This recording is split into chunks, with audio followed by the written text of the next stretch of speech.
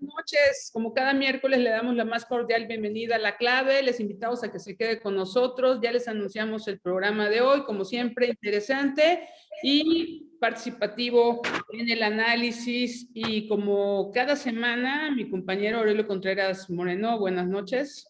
¿Qué tal, Mónica? Muy buenas noches, esto es La Clave, estamos transmitiendo pues como cada semana pues para tocar los temas importantes que están en la agenda pues de Veracruz, del país. Y pues bueno, esta semana, a pesar de que nos ataca un mare magnum de noticias todo el tiempo, creo que la principal, sin lugar a dudas, pues tiene que ver por un lado con esta consulta de revocación de mandato, aunque otros andan anunciándola como que se va a hacer otra cosa, pero legalmente, constitucionalmente, lo que está en juego es una revocación de mandato que se va a llevar a cabo este domingo 10 de abril, y para ello, y todo lo que hay alrededor, ¿no? Todo lo que hay alrededor, que no precisamente es lo mejor que pudiera estar pasando. Y para ello, pues, invitamos esta noche a platicar con nosotros y con el auditorio a el doctor Jacobo Domínguez Gudini, a quien le damos pues la más cordial bienvenida y le agradecemos muchísimo que nos pues dé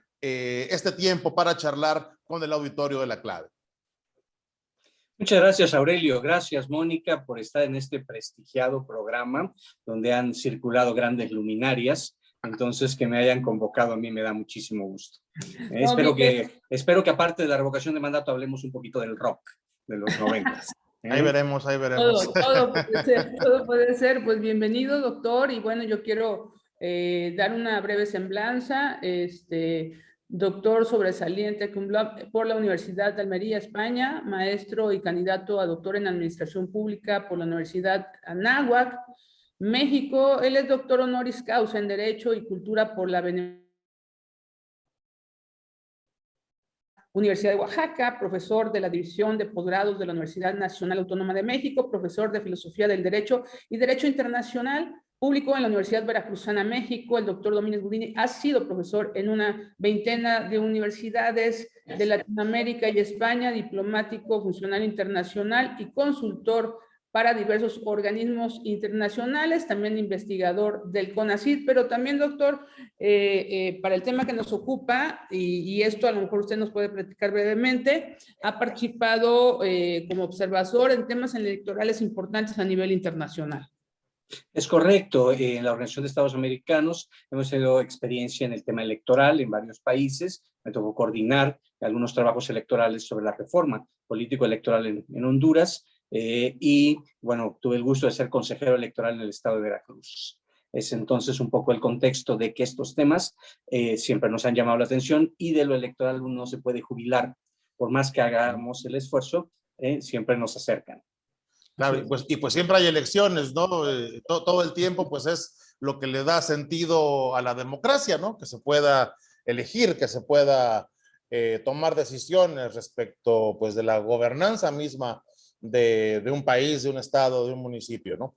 Y pues bueno, estamos a pocos días de que se lleve a cabo este ejercicio que, pues, de suyo como tal, que se le pregunte a la población si quiere que un funcionario, que un servidor público continúe en su cargo o no, pues sonaría muy bien, sonaría pues a tomar en cuenta a la población. Sin embargo, pues este proceso en particular tiene como que algunos problemillas de entrada que pues no es un ejercicio que haya surgido de la propia sociedad, sino que desde el principio fue impulsado por el gobierno, al grado que, pues, lo que nos hemos encontrado en los últimos días es que lo que está en marcha, y corrígeme si me equivoco, doctor, es en realidad una especie de elección de Estado, aunque diferente de las otras que hemos conocido con anterioridad. Sí, Aurelio, la figura de la revocación de mandato o la revocatoria de mandato es una figura sumamente polémica y sumamente desconocida. En alguna actividad académica yo la describía como un unicornio, porque todo el mundo habla de ella, todo el mundo dice que existe, pero en realidad nadie la ha visto. Es decir, nosotros no tenemos ningún ejemplo específico en el derecho comparado y en la política comparada de un mandatario que sea depuesto vía la revocación de mandato. Pues eso no existe, ¿sí? Por el contrario, si tú consultas otras páginas de los lugares en donde tienen esa figura, caso por ejemplo de Ecuador, de Venezuela, de los propios Estados Unidos, ponen como referencia piloto el caso mexicano. Entonces estamos hablando de algo que nunca ha sucedido, ¿sí? No hay ningún ejemplo al respecto de un mandatario, de un primer mandatario, depuesto por la vía de la revocación de mandato. Entonces estamos hablando de un ejercicio, de un experimento muy sui generis, ¿sí? Que además tiene, hay que decirlo, en este caso, características mexicanas. Lo que nosotros hemos visto en otros momentos, ¿sí? Es el retiro de la confianza que se presenta en los regímenes parlamentarios. Es decir, el gobierno lo encabeza una fuerza política que llega mediante una coalición, entonces hay una ruptura en la coalición, ya no le alcanzan los votos para ejercer el gobierno y tiene dos posibilidades: de poner a quien ejerce el gobierno o eventualmente convocar a nuevas elecciones, que son llamadas elecciones adelantadas. Incluso se puede esto repetir muchísimas veces, como el caso de Israel, donde hubo hasta 6 elecciones porque no se podían poner de acuerdo. Pero en un modelo presidencial es algo que nunca se ha visto y que es una idea que, en mi opinión, no tiene ningún sustento, ningún asidero razonable en una democracia como la nuestra.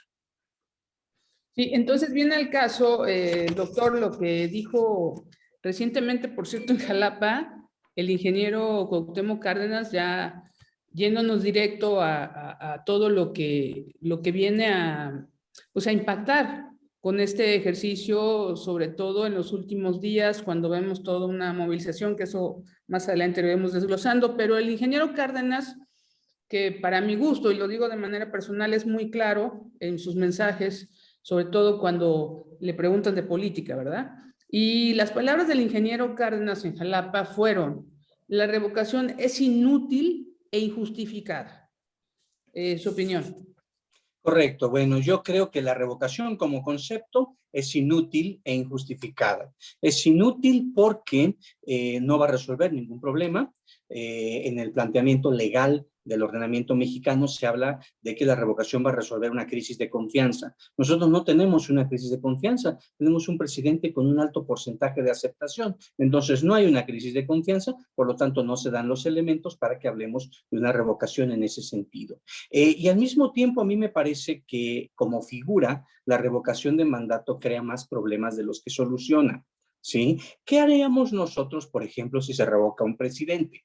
Bueno, tendríamos que nombrar un presidente sustituto para que termine el periodo, ¿ok? Y entonces, ¿de dónde lo vamos a obtener? La propia Constitución establece un mecanismo de prelación. ¿Y quién sería? Bueno, sería alguien del mismo régimen. Entonces, como estamos viendo, no soluciona ningún tipo de problema en caso de que lo hubiese, pero este es un intento de ponerse una chamarra para la nieve, ¿sí? Teniendo 35 grados de temperatura. O sea, es algo que simplemente es poco razonable.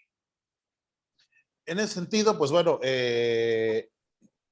nos queda claro que el hecho de que sea el propio gobierno el que lo haya impulsado, pues es todavía menos razonable, porque pues evidentemente el gobierno no quiere desaparecer, el presidente pues no se quiere ir, pero sin embargo se le ha buscado dar este cariz de pues vamos a preguntarle a la población si quiere que me quede, cuando además pues las propias tendencias, las encuestas que todo el tiempo se están haciendo, pues indican claramente que tampoco el pueblo quiere que se vaya el presidente. Entonces, ¿ante qué estamos, Jacobo?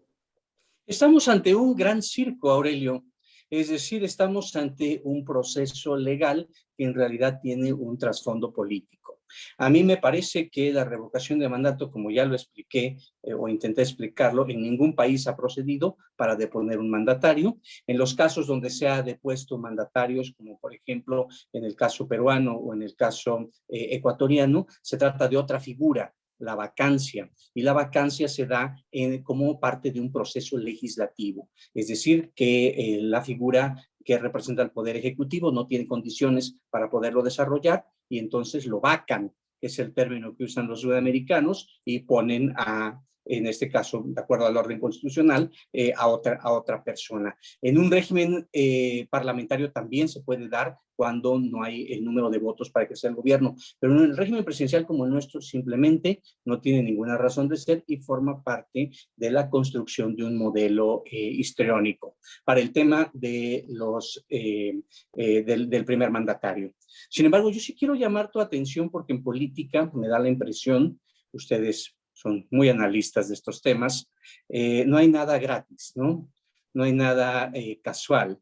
Entonces, a mí me parece que lo que estamos presenciando es un experimento político cuya finalidad es probar un mecanismo para deponer a actores electos democráticamente, y yo en lo que pienso es en los gobernadores.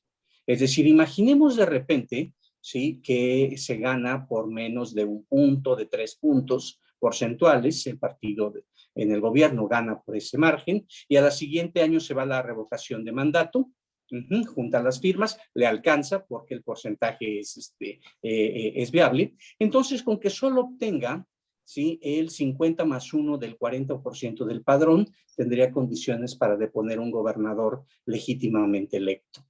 Entonces, esto sí me parece preocupante porque las últimas elecciones que se dieron en coaliciones mostraban porcentajes de votación muy cerrados. Entonces, pues, a lo mejor se está abriendo la puerta a la deposición de gobernadores legítimamente electos. Y ese tema sí me parece que rompe con todo el modelo constitucional que corresponde al mandato representativo.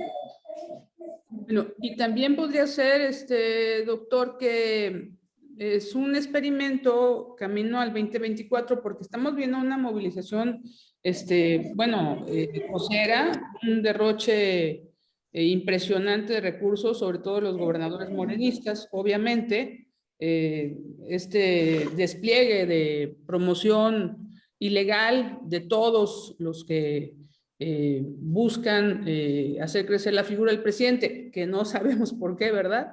Y que, bueno, pues atropellando leyes, denostando cada segundo y cada hora al Instituto Nacional Electoral, al órgano, al árbitro de este proceso. Entonces, parecería que son muchos los objetivos en torno a este 10 de abril, pero lo que yo insisto, pisoteando la ley.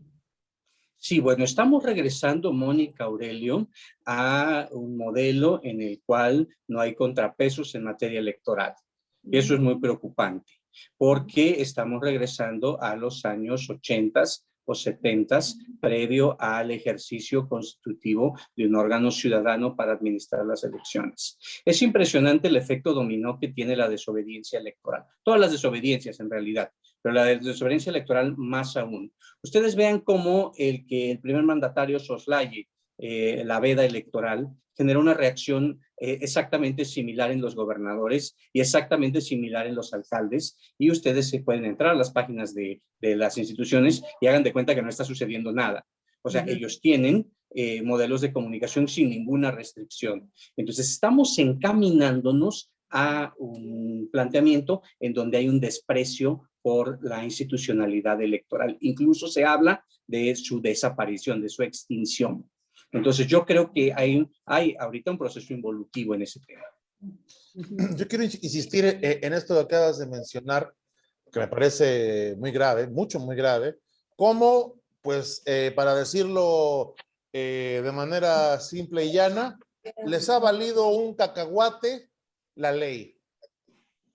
Han violado las vedas electorales, pero además ahora ya están utilizando abiertamente recursos públicos para actividades políticas, como vimos el domingo al secretario de Gobernación trasladándose a mítines de Morena en un avión de la Guardia Nacional, y simplemente el sábado el brutal derroche, que evidentemente fue con recursos públicos, para el acarreo de personas para llenar el centro de la ciudad de Jalapa, con el gobernador presente, con todo su gabinete presente y haciendo proselitismo en un momento en el cual la ley se los impide. y todo el mundo valiéndole gorro la ley por completo. Es algo que, digo, tengo ya algunos añitos dedicado al periodismo y de verdad, así, con ese cinismo, ni en los años de gloria del PRI me había tocado verlo. Sí, vemos una ausencia de respeto por la ley, pero que va aparejado también por un desprecio muy marcado de la institucionalidad. Yo formé parte de un órgano colegiado en materia electoral y una de las situaciones importantes era que fuese un órgano rector, es decir, que pudiese sancionar. Hoy por hoy nosotros no vemos una institucionalidad sancionadora, vemos instituciones colegiadas en materia electoral muy plegadas, hay que decirlo, a la voluntad del gobierno. Y además yo creo que con una enorme ignorancia de las normativas y de la manera como se tienen que procesar estos temas. Y ante ese desierto, digamos, de sanciones, bueno, pues entonces esto se vuelve como una calle vacía en donde cada quien hace algo así. Y cuando yo veo esas manifestaciones de ilegalidad tan marcadas, me recuerdo en esa teoría de la ventana rota, ¿no? Tú empiezas violando un poco la ley y gradualmente esto se vuelve una bola de nieve en donde vemos o estamos regresando a pasos agigantados a elecciones de Estado. Y yo creo que aquí el paquete va a ser muy grande para el INE, o sea, hablo del órgano rector, por todos estos atropellos y faltas a la ley en torno a la revocación de mandato. Ya de por sí, apabullado el INE todos los días desde las mañaneras, acusado de no haber instalado todas las casillas que se debían. Si hay algún tema que no le sale bien, por supuesto el culpable va a ser el INE, pero ahora, y junto con el Tribunal Electoral del Poder Judicial, pues viene un paquete bastante grande con todo esto que está pasando antes de la revocación, que yo me imagino que va a haber quejas y denuncias. ¿O qué opina, doctor? Sí, bueno, yo no he visto ninguna queja y eso es lo más interesante. Es decir, no he visto ningún partido político de oposición asumiendo su rol como oposición. Sí he visto alcaldes de oposición, sí, comportándose igual que ellos. Es decir, violando la veda, anunciando el carnaval, ¿sí? Y toda una serie de cosas que en términos generales estarían prohibidos. Entonces, lo que yo veo es un efecto dominó, una miniaturización de las autoridades electorales. Son ahora unas pequeñas miniaturas de origami al cual nadie les hace caso, ¿sí? Y pues ciertas cosas del derecho administrativo sancionador están prácticamente proscritas. Entonces yo creo que dejan un muy mal antecedente para una contienda en el 24 que será sumamente polarizada. Si el árbitro no tiene la energía de imponerse, pues entonces difícilmente va a poder resolver problemas más complejos. Si es que llega a haber un árbitro como lo conocemos hoy, porque pues finalmente, y retomando lo que mencionó Mónica, pues esta consulta pareciera como un juego una carambola de varias bandas, y una de las cuales pues es desarticular al Instituto Nacional Electoral tal cual está, y para lo cual ya tienen incluso una propuesta de sustituto, ¿no? Pareciera más bien una consulta de revocación del INE. Y lo que proponen, digo, me gustaría preguntarte qué opinión te merece eso de que a los consejeros y a los magistrados electorales se les elija por votación directa. Y otro punto que me parece además también sumamente regresivo, que propone desaparecer los plurinominales, ¿no? Los legisladores plurinominales, para regresar al estado de las cosas de 1976, cuando pues nada más hubo un candidato presidencial, no existía nada de oposición, y pues como el propio López Portillo lo dijo en su momento, con que su mamá hubiera votado por él, por su hijo Pepito, con eso le bastaba para ganar. Mira, yo siempre soy de la idea de que las instituciones son reformables y tienen que cambiarse. De hecho, estoy seguro que el INE requiere amplias mejoras. Estoy seguro que el tribunal también. Hemos asistido también, al menos en el último proceso electoral, quizá a una de las peores etapas de los tribunales estatales electorales. Han hecho las peores resoluciones de su historia. Y bueno, pues hay muchos casos que dan para mucho, algunas incluso llegando a ser ridículas, otras llegando a ser cómicas. Entonces, por supuesto que sí, quizás se requiera una reforma. Lo preocupante aquí es que si lo vamos a cambiar, lo vamos a cambiar. ¿Por qué? Es decir, ¿qué vamos a poner en lugar de eso que sentimos que nos sirve? Y ahí es donde hay que retomar algunos conceptos que valen la pena. La organización de las elecciones es un apartado eminentemente técnico. En algún momento Dieter Nolen decía, yo no sé quién organiza las elecciones en Alemania, porque no es importante. Es decir, quien las organice, pues las va a organizar bien, la casilla va a abrir a tiempo, va a dar a conocer resultados. O sea, no, es algo tan técnico, tan mecanizado, ¿sí? Que nunca se ha politizado. Entonces, a mí me parece interesante porque las instituciones electorales no pueden seguir siendo, digamos, como un campo de batalla de las disputas políticas, y menos aún los tribunales. Hay modelos de justicia que funcionan a través del voto directo. Los fiscales, por ejemplo, en los modelos norteamericanos son electos por voto directo. Es un sistema que tiene otras características completamente diferentes a las nuestras. Pero hoy por hoy os invito a que revisen la lista de los diputados, por ejemplo, de tu distrito, Aurelio, de tu distrito, Mónica, de donde tú naciste, y dime si te sientes representado por ese diputado. Entonces, dime si tiene la capacidad técnica para cumplir con su función. Entonces, probablemente no nos sintamos satisfechos con esa solución. Por lo tanto, se hace necesario que haya ciertos equilibrios que el mismo sistema prevé, justamente para que no tengamos este tipo, digamos, de falsos debates. Entonces, ahí es donde inscribes el tema de los plurinominales, ahí es donde inscribes modelos de examen técnico para los magistrados y una serie de cosas vinculadas al modelo. Es decir, que los vamos a escoger y que el pueblo es sabio, bueno, pues es no más que una expresión populista y, en mi opinión, desafortunada, porque ni es sabio, es más, yo ni siquiera diría que es el pueblo el que los pone, ¿sí? Hay mecanismos de poder que algunas personas han llamado élites, con cierta claridad conceptual y que nos explica por qué están los que están, básicamente, ¿no? Entonces, un poco lo veré yo así. Yo quisiera ahora hablar en ese sentido porque, bueno, nuestros representantes, bueno, pues están ahí, pero no están, pero a nivel movilización del partido en el poder, bueno, pues sí lo están, han hecho todo para hacer participar a la gente de esta revocación de mandato, pero los números creo que no les están ayudando. Vamos a poner el ejemplo de los recientes comicios extraordinarios, tanto en Veracruz como en Oaxaca. Y ahí los números no favorecieron como se pensaba el partido en el poder. Esto pudiera ser una microscópica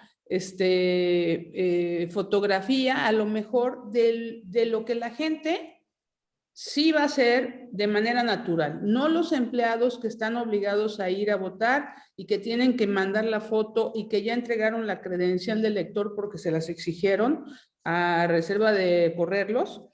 Pero, doctor, el pronóstico para el próximo domingo, más allá del acarreo, de la movilización que va a ser impresionante, yo creo que si ellos analizan los números reales, ya no es lo mismo que en 2018. Bueno, Mónica, a mí me gustaría hacer una precisión que nos permite explicar estas cosas, o al menos pienso yo que así se explica, ¿sí? Nosotros tenemos un régimen patrimónico desde hace mucho tiempo. Entonces, la participación política está relacionada con incentivos. Es decir, la gente va a votar porque le van a dar algo, ¿sí? Los grupos políticos participan porque obtienen algún tipo de prebenda patrimónica. Eso nos explica, por ejemplo, que las elecciones más competidas son las alcaldías, porque justamente ahí es donde se reparte, digamos, el poder casi como si fuese un botín. Entonces, en algunos municipios, en muchos municipios, vemos como grupos de vikingos, de bárbaros, disputándose los espacios de poder. Bueno, si tú le quitas ese elemento de incentivo y la vuelves una consulta en abstracto, y entonces dices, ok, vamos a preguntarle a la gente, sí, del transísmico, etcétera, tú quitas el incentivo.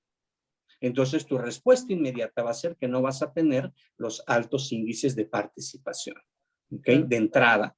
O sea, de entrada no hay un incentivo para que la gente salga. Y la capacidad, digamos, de acarrear, en un sentido, y lo digo en un sentido técnico porque el acarreo está definido en la jurisprudencia del tribunal justamente así, ¿no? Como llevar a las personas a la urna. Entonces, el acarreo tiene un límite. Es decir, tú no puedes acarrear al 40% del padrón. Eso es algo que es materialmente imposible. No te alcanzarían los autobuses en Jalapa, ¿me explico? Entonces, a partir de esa imposibilidad material y esa falta de incentivos, nosotros podemos decir claramente que no van a llegar al porcentaje que buscan, ¿no? Con independencia de que en ese trayecto, pues a lo mejor nos vamos a encontrar muchas cosas que ya no nos resultarán sorprendentes, pero que sí van marcando esto que habla Aurelio de una involución. En ese sentido, pensando pues que sea materialmente imposible que puedan sacar a votar el próximo domingo, pues calculan que tendrían que salir para que esto tuviera una validez entre 35 y 37 millones de personas en todo el país a votar. ¿Qué se espera que va a pasar después? Bueno, en primer lugar, vamos a tener la construcción de un discurso de respuesta, Aurelio. Es decir, va a haber toda una explicación, ¿sí? Parecida a cuando perdía la selección nacional en penales, que había toda una serie de análisis donde nos decían qué falló, etcétera. Y entonces van a empezarnos a dibujar como culpable a quien convocó. Y entonces va a haber toda una articulación de un discurso, ¿sí? En donde se va a, no me gusta usar el término matar, porque me parece impropio, pero donde sí se va a lesionar al mensajero. Y en este caso, el mensajero es el INE y se va a asociar, pienso yo, en el discurso el fracaso de la consulta al fracaso de la institución. Y entonces, si nosotros no tenemos muy claro cuáles son las variables que intervienen ahí, pues igual y habrá grupos que sí compren esa idea, ¿no? Es más, yo estoy seguro que desde ahorita hay, fíjense qué interesante es el tema de la nomenclatura, ¿no? Hay una empresa por ahí que tiene el nombre de un can, que era muy fiel a su amo, sí, que lo esperó 20 años, etcétera, que ha construido todo un discurso relacionado con todo lo que está pasando, y yo estoy seguro que ya tienen algunas respuestas para echarle la culpa a Lorenzo Córdoba, al INE y a todos los demás, de una forma canina. Y bueno, pues esta revocación también yo creo que puede reconfigurar el 2024, hablemos en términos electorales, porque internamente pareciera que los gobernadores morenistas, incluida la consentida, que es la jefa de gobierno de la Ciudad de México, pues están en una carrera loca por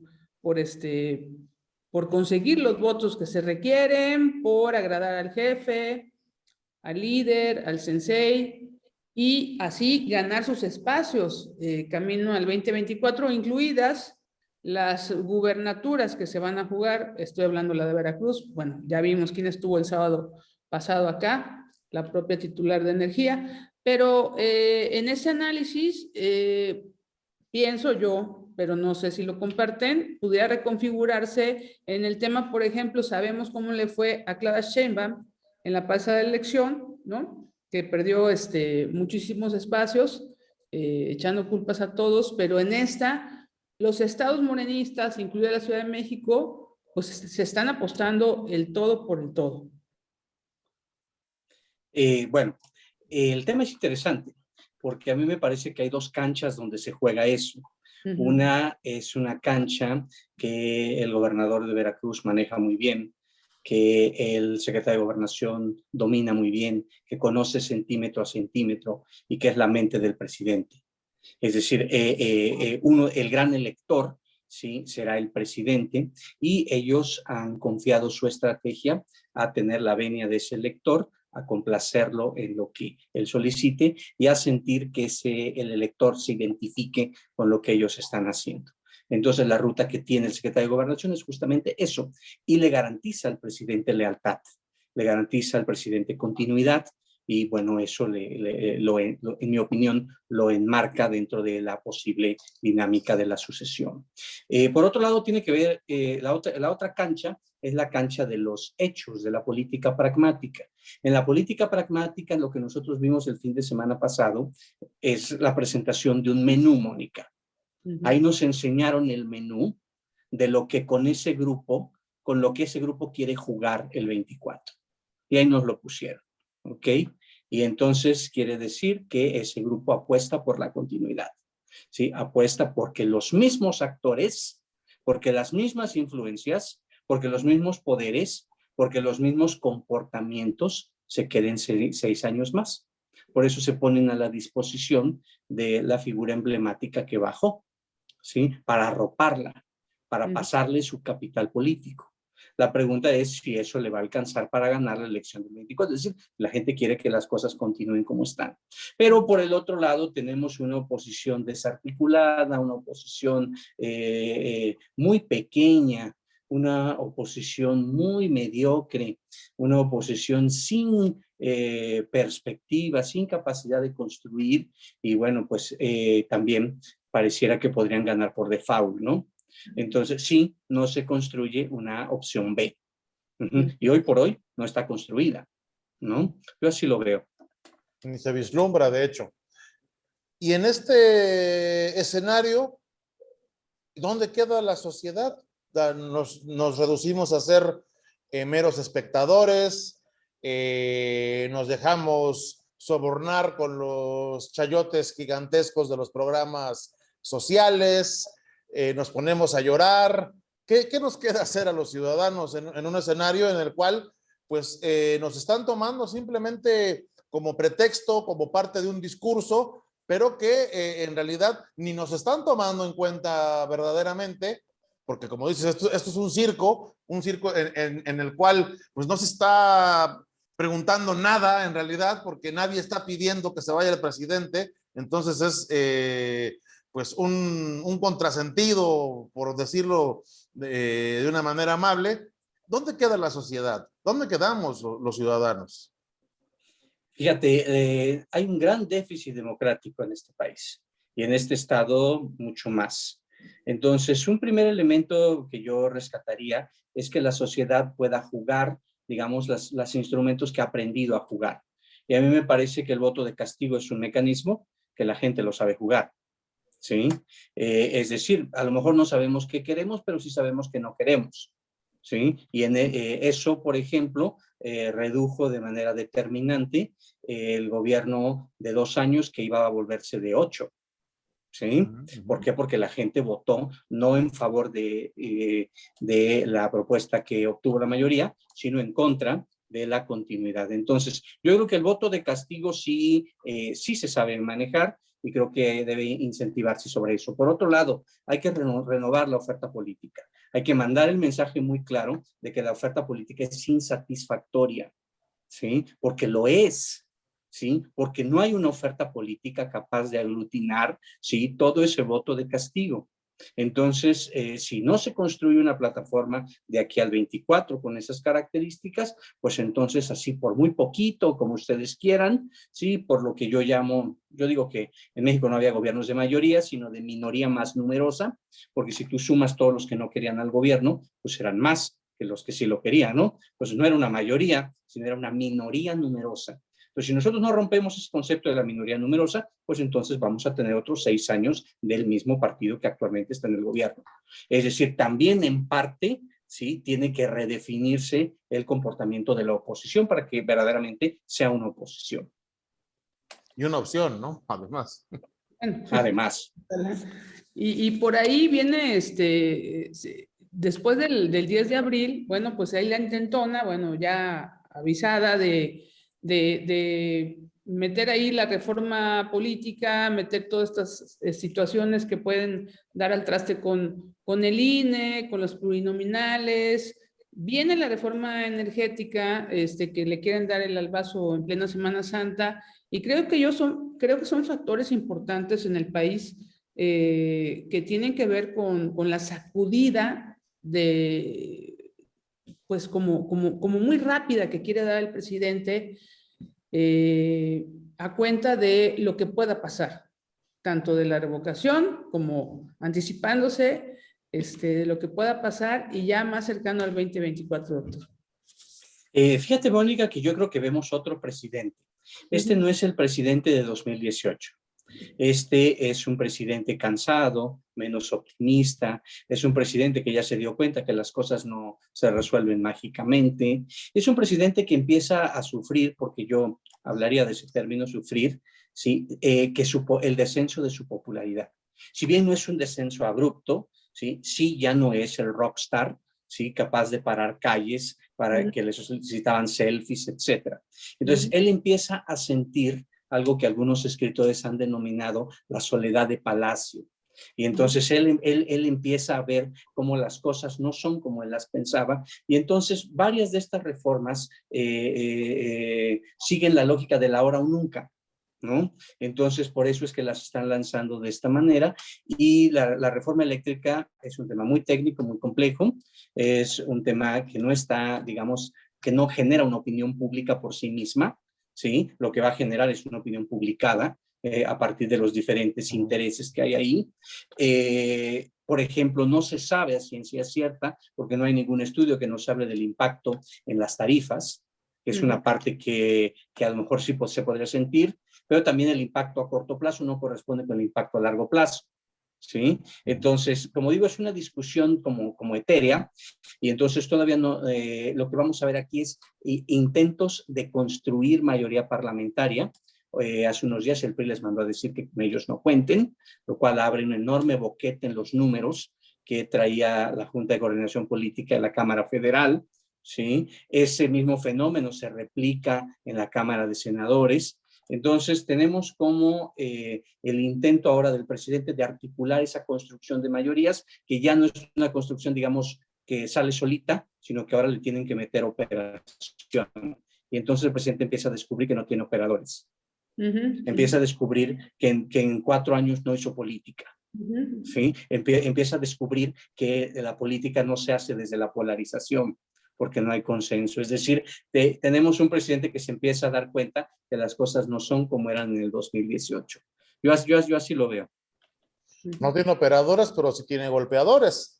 Y pues no, en serio, nada más hay que ver cómo se mueven en la Cámara, ¿no? Y las amenazas que lanzan, ¿no? Existe la incertidumbre respecto de esta consulta de revocación. Digo, suena a teoría de la conspiración, pero en realidad ya no sabe uno qué pensar de este régimen, de que pues están promoviendo que siga AMLO, pero no nos dicen hasta cuándo.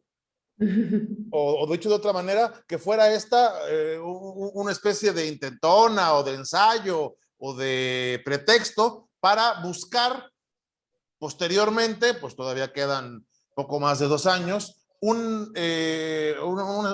prolongación o extensión de mandato. ¿Esto tú lo ves posible? Ok, bueno, ahí tenemos que explicarlo con mayor claridad. No podemos tener una reelección sin reforma constitucional, punto. ¿Sí? Y una reforma constitucional que permita que acorte el periodo, por ejemplo, a 4 años con una reelección consecutiva, caso, por ejemplo, colombiano, caso norteamericano, que es de los más comunes, ¿sí? O bien una reforma que lo deje de manera indefinida, caso Rusia, caso Bolivia, etcétera, requeriría una mayoría parlamentaria. Y si no la pueden conseguir para la reforma eléctrica, pues veo más complejo que la puedan conseguir para esto. Por otro lado, implicaría un problema de irretroactividad de la ley. Es decir, tú legislas para el futuro, no para la persona que la tiene en este momento. Entonces entraría también en una crisis constitucional, a menos que hagas una gran reforma constitucional con un transitorio con esas características que yo no creo que consigan los votos para obtenerla.